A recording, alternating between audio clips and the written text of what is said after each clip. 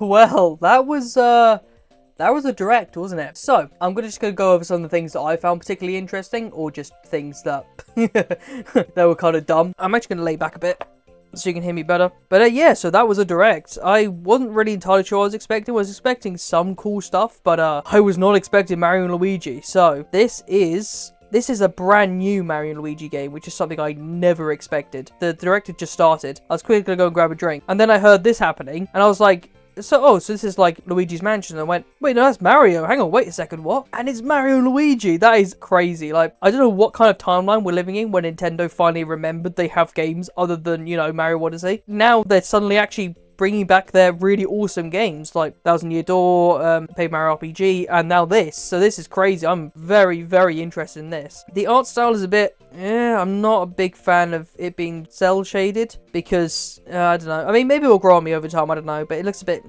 doesn't quite look the way I want it, but man, it's full 3D, and it's Mario and Luigi, so as long as it's as good as the original ones, because unfortunately, you know, Alpha Dream had to shut down, so they're not doing that anymore, but yeah, this is crazy, man. What timeline are we living in again? What universe are we in again? The next one is Fantasia. I don't really know a ton about this, actually. This was locked on Apple Arcade for ages. I don't have an iPhone or pretty much anything Apple, at least at the moment, so I've never actually been able to try this out. But now it's coming to Switch and probably other platforms as well. So if it's coming to Steam, that's my primary platform, so that's where I'm going to play it. But if it doesn't come to Steam, then I'll definitely look at it. It looks quite similar to like somewhere between Final Fantasy 7 and 9, but you know, obviously new and modern and stuff. But it definitely looks interesting, and I want to read into it and check it out. Next of all, yeah, I forgot about that. So, first of all, there's Nintendo World Championships, but I'm not going to talk about that much because we've already seen that. It's like, yeah, I'll probably pick that up at some point. Mio actually looked interesting. No, absolutely nothing about this. It looks, if we just skip all this bit here, it looks somewhere between, like, Hollow Knight and Samus Returns, which I guess is a Metroidvania, so that makes sense. But it does have, like, that kind of vibe. So, I don't know a ton about it.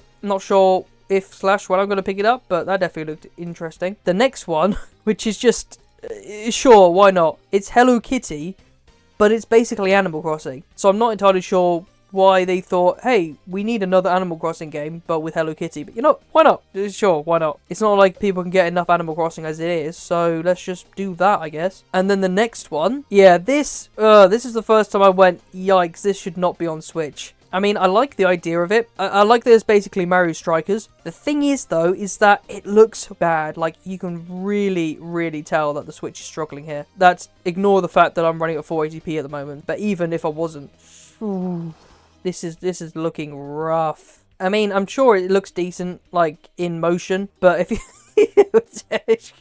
But if you pause it like halfway through, it is this. I don't think this should have been a Switch game. Of course, there's Among Us. I'm not even going to bother talking about Among Us. This was the first thing that really surprised me. We got Donkey Kong Country Returns, like the Wii one, coming to Switch, and it looks exactly like the Wii one. I mean, I wouldn't be that surprised if they were using like Dolphin or something to play this, but it looks exactly like the original one, which I'm not sure if that's a good thing or if they're just being really lazy. I guess we'll see. This is really sick. I'm looking forward to playing this actually quite a bit. Oh yes, there's Dragon Quest there. Dragon Quest looks quite interesting. I haven't really played much of the Dragon Quest games. I have Dragon Quest 6, I believe. I have that on... I got a Japanese SNES, so I actually have the Japanese version. But because it's like, you know, a text-based RPG, I have no idea what any of the characters are saying, so it's completely pointless. I don't really know why I have it. I'm interested in this. I played a bit of Dragon Quest, but never really got into it. And I love the HD 2D art style, so I'm really looking forward to looking into this and probably maybe even checking it out. It's cool that it's got all three of them as well. It's not coming out for a while, though. It's coming out, like, right at the end of the year, I think. Hang on, so yes, that one's 2025. When's the other one coming again? So apparently, the way that... I can't remember the creator's name now.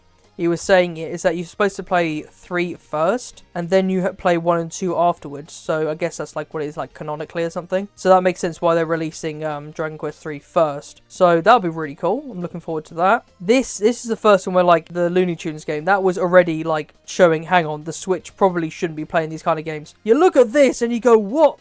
What the hell is going on here? This looks like a PS2 game. Like, this is awful. The textures look awful. Nah, man. This is not it. Like, this literally looks like a PS Vita game. I'm not even joking. I like the concept of this game. It looks a lot like Lego Dimensions, that kind of thing, because especially got like Back to the Future and a few other properties. I just can't believe you actually have Freddy Fazbear in here. That's crazy, man. again, this is another game that just shouldn't be on Switch. The only thing I can think of is maybe this is a cross-gen title, so that's why it looks so terrible here. But nah, man, I'm not buying this on Switch. Like, the video's at 480p at the moment because I'm switching back and forth between videos so quickly. You can still see the aliasing on the buildings. You're getting heavily compromised. But other than that, it's an interesting concept, I guess. This, I have absolutely no idea what this is. This looks like, I don't know what, Doshin the Giant, like 110,000% Japan. I love it. I probably won't even play it, but I just love how Japanese it is. It's great. I'm glad Illusion Island's getting an update because I just bought this game recently. It looks really interesting. I haven't really played it yet, but I'm glad they're still actually, like, you know, supporting it because I just paid for it, so that is nice to see. But I really love the art style of this game. Like, I don't think it's that in-depth. It's not something that you're going to get super attached to or anything, but it's nice to have like a silly kind of like party game from time to time. Rayman Origins, Rayman Legends, that kind of thing. This I'm actually quite interested in. I'm not the biggest Street Fighter fan or Marvel vs. Capcom fan, but I have wanted to try and get into Marvel vs. Capcom, so I do want to look into this a bit more. I actually bought the Street Fighter collection for Steam a while back. I haven't really got into Street Fighter. I've played a bit on the Mega Drive and the SNES. Like, I quite liked that one. Like Street Fighter Turbo, I think that was. Yeah, I'm a lot more interested in Marvel vs. Capcom, to be honest. But these are actually like the good ones, not the terrible ones. That I think some of the new ones are alright, but a lot of them also just aren't, from what I've heard. Again, I'm not a big fighting game fan, but I do like Street Fighter, so I'm interested in this. Now, this one was honestly a big surprise. Like, we heard there was some kind of Mario Party game happening. I did not expect it to be on the Switch because we've already got 2 on Switch, so to have 3 is kind of crazy. But this actually looks like a significant improvement. Like, I didn't know what they could do, but yeah, oof. This is something I'm a little worried about, is you look again, look how much the frame rate chugs when it gets to the island. Like, you can see the frame pacing just go. It's just gone. This actually looks really interesting. Like, look at this, for example. This is like Coconut Mall, but Mario Party. That is really cool. And even they brought back the cars. Fortunately, it's not the same cars. Fortunately, it's not the one car with 4 characters. They are separate cars, so it's fine. But yeah, that was a little scary for a second there. But again, it's just they're actually being creative with it now. It's not just you move on a board and that's it. Like, you know, you have cars and you're like, I've got escalators and everything, and it's just a bit different, isn't it? And that's what I really like about it.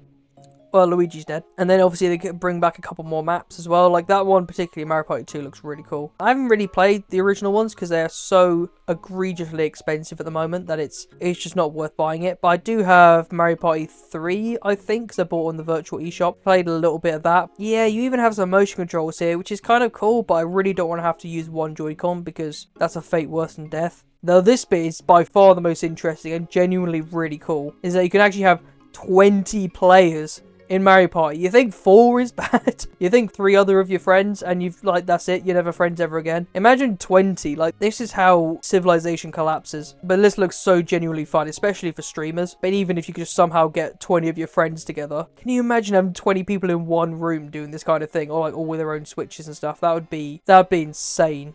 Now this is actually, I think this is probably the biggest surprise of the entire Direct. I saw a video of Arlo, like he was theorizing there would be a new like 2D Zelda or like 2D Zelda style game. And so when I saw this, I was like, hang on, what is this at first? And I saw Link and I'm like, oh, so is this like Oracle of Seasons or possibly even like Minish Cap, like a remake? Hey, it ain't a remake at all. It is straight up a new game where you play as Zelda. You actually play as Zelda in The Legend of Zelda for the first time in, what, ever? Pretty much, I think. I was going to say, I don't think you play as Sheik in Ocarina of Time, can you? So that is mental. Okay, and now she has this like mage staff thing now as well, where she can actually just copy things and put things into the world. So it's basically just Zelda Minecraft at this point. I love that. It's using the Link's Awakening art style, which is one of the best art styles ever. So I absolutely love this. We'll have to see whether or not I pick it up, but I'm definitely looking forward to this. Now, this one I found really funny, and this is just a timeline that I never thought would ever happen in a billion years. This is a PlayStation property, a PlayStation IP on a Nintendo console. When does that ever happen? In what universe does that ever happen? And ironically, we actually saw far more gameplay from Nintendo than we did from Sony. Yeah, this is coming to Switch. This is a thing that is happening now, and that is amazing. I love that. I'm obviously going to get it on Steam whenever it comes to Steam, but it's really cool for Switch players to have something Horizon, considering that's one of Sony's best franchises, so that's really cool. And this game just looks so cool. The only thing I'm not the biggest fan of is that it's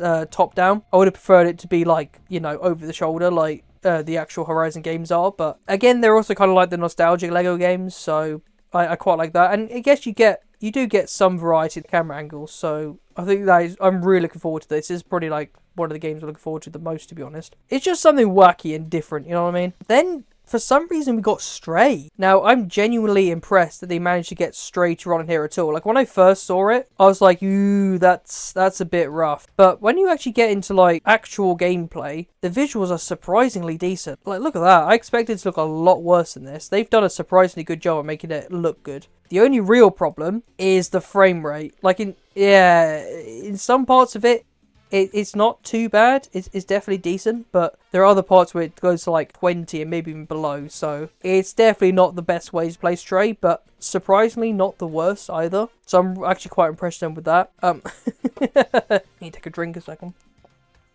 Is the Hobbit game that we finally have announced. Who knows why? Again, it's kind of cool that something Lord of the Rings has happened in the last, what, millennia. Farming game, really? I mean, well, it's not quite farming, but you know what I mean. It looks alright. The visuals actually look surprisingly decent for the Switch. It looks fine. It does the job, but it's like, why is it Lord of the Rings? It looks decent. I might check it out, but I'm not entirely sure. So there's more Ace Attorney stuff. That's pretty cool. Like, Capcom done quite a good job in like making this multi-platform now and taking it from the Game Boy Advance and DS. I'm not entirely sure if I am going to pick it up, but definitely interested. I do like the fact that you can change the art style between like modern and retro. That's a cool feature. Now here's the big one. Here's the big boy. Metroid Prime 4. This is something that, nobody was sure if it was going to appear here. But I don't think many people actually expected it to be on the original Switch. I was expecting it to be completely next gen. Like 100%. This is actually going to be a cross-gen title because it's coming out in 2025. So, of course, it's launching with the new Switch. And, man, it looks sick. It just looks like Doom or Halo, whichever one you prefer. As I'm looking at the game, I'm like, if you look at this is... it's just Doom.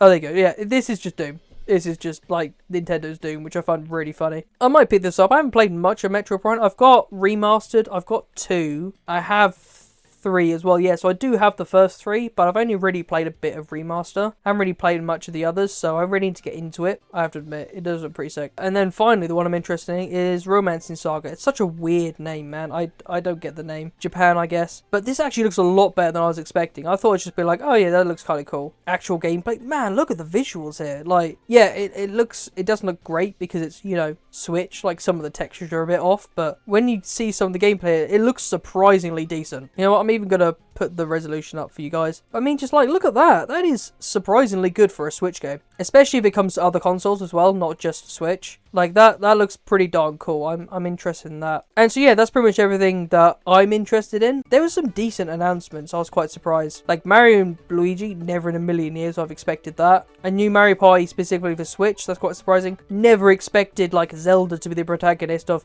a Zelda game, who would have thought? Stray on Switch is crazy, and obviously Metroid Prime 4 is the big one that everyone was hoping for. This is going to be their, like, massive blowout game for the new Switch. Nothing about 3D Mario, though. That's interesting. So they definitely must be keeping that for the new system. I'm going to give it a, yeah, that's pretty decent, out of 10. Anyway, go watch my other stuff.